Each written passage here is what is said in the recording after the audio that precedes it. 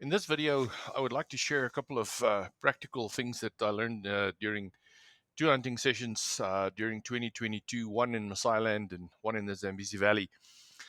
And I think I'd like to start off with just talking about footwear. I like to hunt in these leather Courtney boots, and in as much as it's a little bit of a schlep to take two pair along, I took two pair to Maasai Land, took two pair to Zambezi Valley, and in Maasai Land already, it proved to be a good decision because the right boot had the sole come loose. Now, usually in these camps, there is somebody that has the capability to, repair that, but it takes that shoe away for, maybe a whole hunting day. So to have a spare set of boots there proved to be well worth the effort. So I guess that's something I'll definitely stick with. I have a specific fondness for single malt scotches from Isle of Isla. And I think it's a little unreasonable to expect every hunting outfitter and every PH to have your specific, scotch that you favor in stock or be able to get it. So even though I ask for it on the client sheets, and most often they have it available, I do pick up one good bottle at duty free, and in that way, I do make sure that the PH and myself can enjoy something of, something that you really like around the fire. In preparing for a hunt, I really kind of look at three big bullet points when planning. The first one is the geographical region we're going to go to, because that's going to dictate kind of what I pack for. Dictated by the environment. Is it going to be hilly? Is it going to be dusty, sandy, rocky? And then also, is it going to be close to a lot of water where we're going to have to pay attention to mosquitoes? Then you have to go see a doctor for anti-malarials. So there's the geographical region really dictates a bunch of considerations. Then almost as important as that is going to be the time of year that you go. And that really, the seasonality can impact things quite dramatically. If it's really cold and you didn't pack a jacket, it's uncomfortable. If it's severely hot and you didn't plan for that, it's going to be a problem as well. So time of year is going to be, a key consideration for planning some of these things. And then finally is really the, what are we going to hunt? Because we do prepare, plan, and pack differently, for dangerous game hunt versus plains game hunt.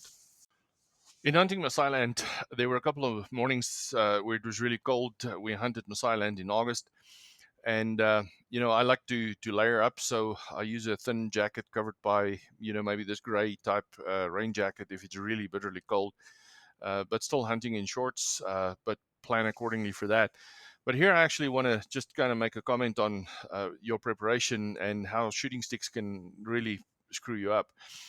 So I trained on these tripod shooting sticks back home, and worked very well. And Ernest Dyson actually had a better type shooting stick, the one that has the backrest as well, that you can see on this graphic here. But for some reason, I just couldn't come right with those shooting sticks with a rest in the front and the rear, and I just found them to be cumbersome. I found them to be, you know, take a long time to get onto target, and it purely was because I wasn't used to it. So I think just be careful that when you get somewhere, stick with what you're used to. If you like those shooting sticks and you get comfortable with them, they're just fine. But in this case, I learned very quickly that if you're not comfortable with something and you're not used to it, you need to stay away from it. During the Maasai Land hunt, I was also fortunate enough to hunt on Mount Kitumbeni, which is at 9,000 feet, substantially high mountain. But unfortunately, the vegetation there is very different. It's a little colder, and I've never hunted with gloves in my life, but it very quickly became apparent that you needed gloves up here. They have some of the most atrocious stinging nettles up there, and once you start crawling and approaching buffalo or anything in that very, very thick vegetation, any skin that's exposed will start stinging and burning after a while. So I just bought some cheap gloves, used them for the hunt, and then, the trackers were very keen to take them off my hands at the end of that hunt. In this graphic, you can see my binoculars being used. And you can see I have the iCup covers for the top side, and just in front of my arm, you can see that there's the cover for the large objectives as well. And even though they were very nice in keeping the dust out of that pair of binoculars in Masailand, it became very apparent very quickly that those things are just cumbersome. They're closed at the wrong time. They're on the thing at the wrong time. They get in the way. So I just took all of that off, and my binos are hanging naked on that sling and working just absolutely perfectly. I do carry a Leatherman multi-tool on my belt as well, and it does come in very handy. I would say I would use it at least daily, either in camp or while out. Mostly to cut branches, to swat away Mopani fly or Tsetse fly or something. But I mean, it has a gazillion uses. And what I want to show you here is that they come in different models and different shapes and sizes, and I do have two pair.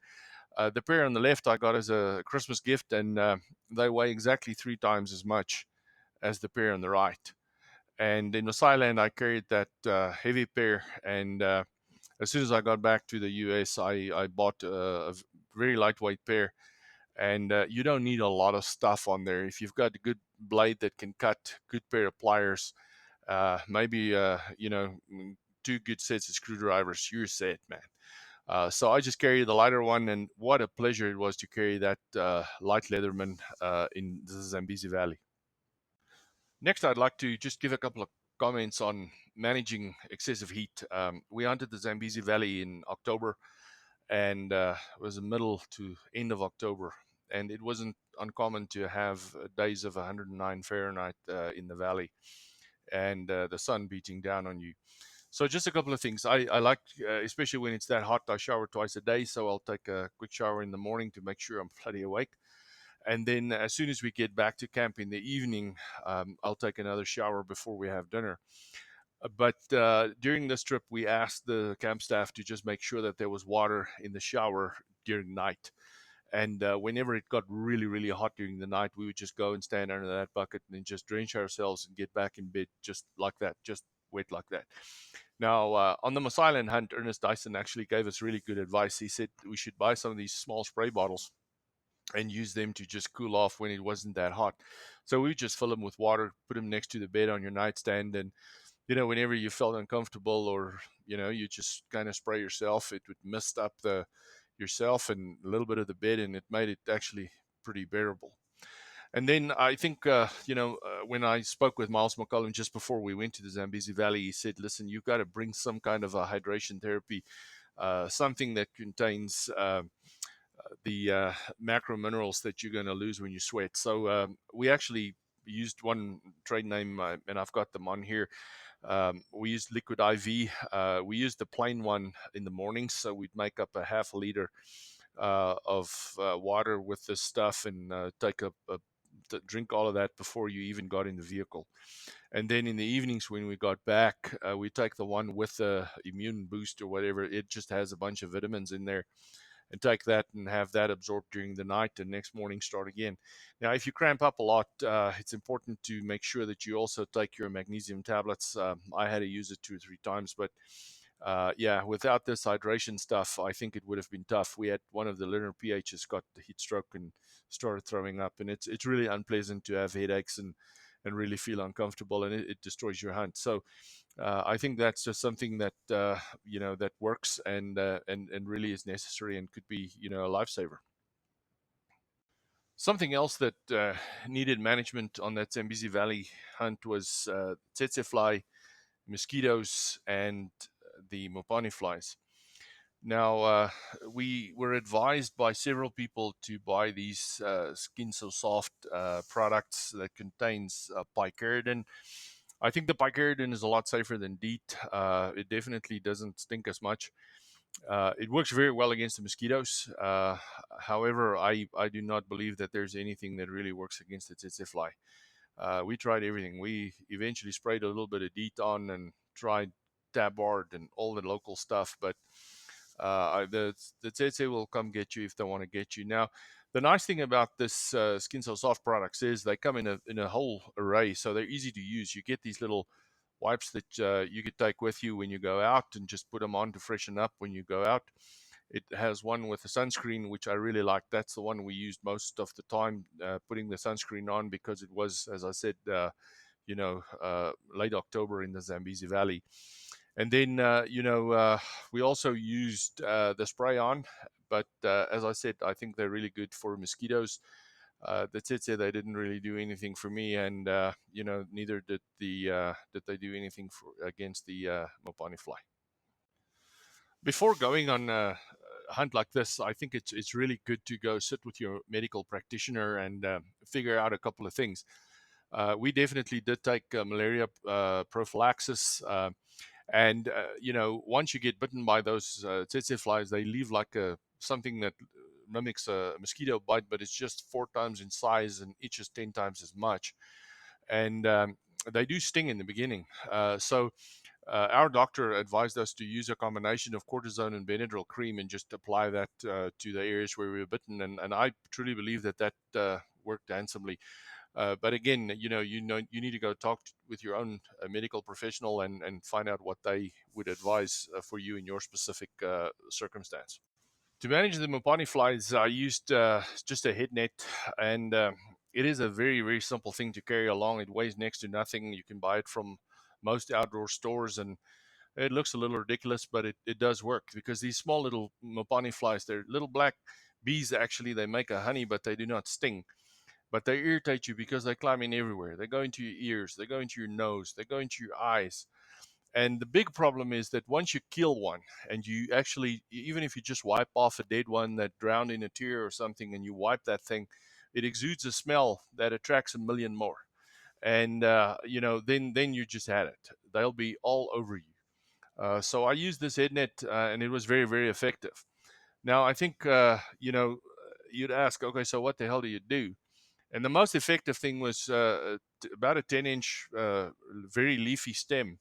I would cut my wife one every morning, and she would walk with that thing and just swat flies and chase away the Mopani flies with a little branch. And it was the best bloody thing on earth. It cost nothing. She had a fresh one every day, and it was about the only thing that worked.